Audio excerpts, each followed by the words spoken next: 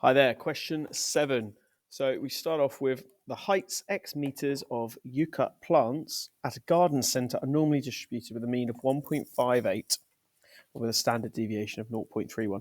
Write the distribution in notation form. So x, let me get this right in, come on you, x can be distributed normally. And then the first thing we write is the mean, 1.58, and then we have the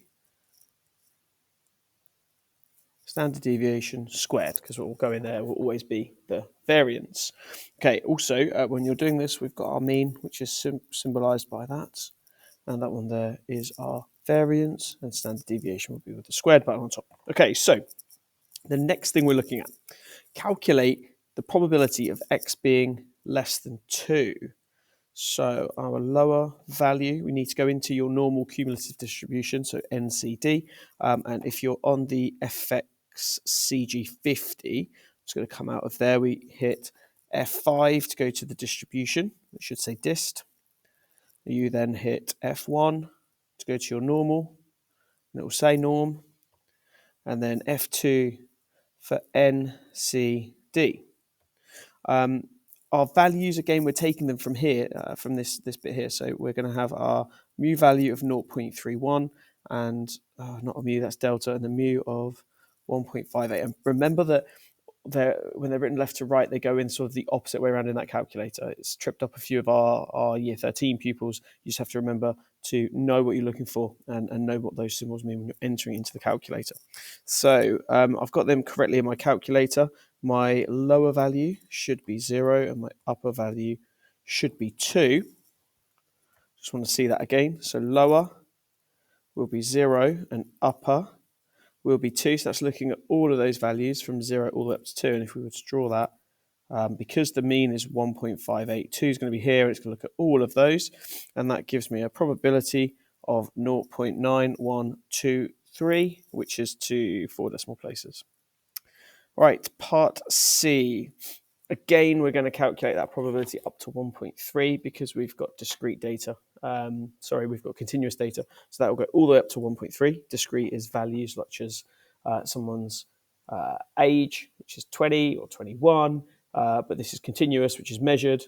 So we could have had 1.299999, and that would be rounded. So back to the main menu. And the only thing we need to change here is the upper, and we can change that to 1.3. Now that's below the mean, so we're expecting a smaller number, which we get, which is 0.1832. Okay, 60% of the yucca plants have a height of more than k meters. Work out the value of k. So we're going to have to inverse norm this one. Go into there, and then 60% above means this is like the 50% mark. We need to go to where 40% is so that we get from here to here 60%. So we're looking at that 60% above. And because we're using the inverse normal, we're going to have to just come out of our area and go back in to find where the inverse normal stuff is stored. So the only thing we need to change from above is instead of hitting F2 to go to NCD, the normal cumulative distribution, we'll hit F3, so distribution normal, and then F3 is the inverse normal. Now, very importantly, you'll go down from the menu. The tail we want is on the right, because if you look at the diagram, we're looking for that 60% that's above.